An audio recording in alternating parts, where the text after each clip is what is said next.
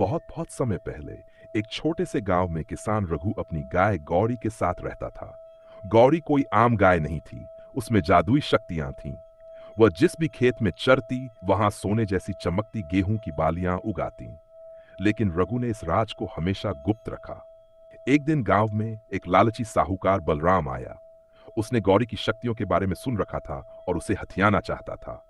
एक रात जब पूरा गांव सो रहा था, बलराम ने गौरी को चुरा लिया और उसे गहरे जंगल में ले गया। सुबह जब रघु ने देखा कि उसकी गौरी नहीं है, तो वह परेशान हो गया। उसने गांव वालों से मदद मांगी, लेकिन कोई साथ नहीं आया। सभी डर रहे थे कि बलराम उनसे बदला ले सकता है। रघु अकेले ही जंगल की ओर चल पड़ा। चलते चलते वह एक रहस्यमयी जगह पर पहुंच गया, जहां पेड़ अजीब तरह से झुके हुए थे, जैसे किसी जादू से ढके हों। अचानक एक बूढ़ा साधु वहां प्रकट हुआ। साधु ने कहा, रघु, तुम्हारी गौरी बहुत खास है, लेकिन अगर तुम उसे वापस चाहते हो तो तुम्हें हिम्मत दिखानी होगी। रघु ने हिम्मत जुटाई और आगे बढ़ा। उसने देखा कि बलराम एक गुफा में गौरी को बांधकर खड़ा था। उसके हाथ में एक चमकता हुआ ताबीज था, जिससे वह गौरी की शक्तियां चुराने की कोशिश कर रहा था।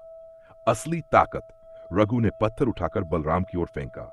बलराम चौंक गया और उसका ध्यान भटक गया। तभी गौरी की आंखें चमक उठीं और उसके चारों ओर एक सुनहरी आभा फैल गई।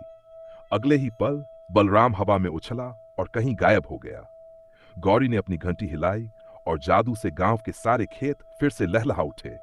साधु ने मुस्कुराकर कहा, सच्ची ताकत लालच में नहीं, बल्कि सच्चे दिल में होती है।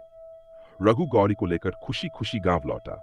गांव वालों ने उसका स्वागत किया और गौरी फिर से गांव की समृद्धि का कारण बनी। सी लालच का अंत हमेशा बुरा होता है, लेकिन सच्ची मेहनत और हिम्मत से सब कुछ पाया जा सकता है।